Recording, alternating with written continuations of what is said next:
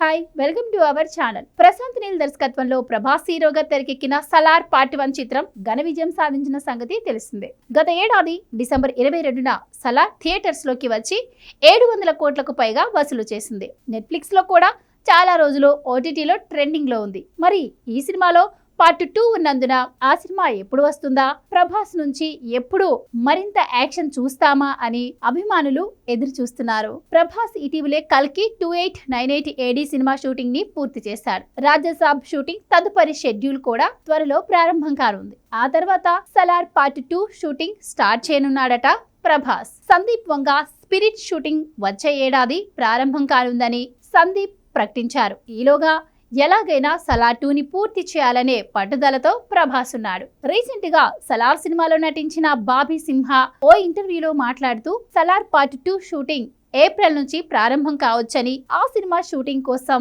ఎదురు చూస్తున్నానని చెప్పాడు. టాలీవుడ్ సమాచారం ప్రకారం సలార్ పార్ట్ 2 షూటింగ్ ఏప్రిల్లో ప్రారంభం కానుందని, బాబీ సింహ సలార్ సినిమాలో సౌర్యంగులలో ఒకరైన మన్నార్స్ లో చేరి చివర్లో ట్విస్ట్ ఇస్తారు. క్లైమాక్స్ లో ప్రభాస్ కూడా సౌర్యంగాని ట్విస్ట్ ఇవ్వడంతో పార్ట్ 2 పై మరింత అంచనాలు పెరిగాయి.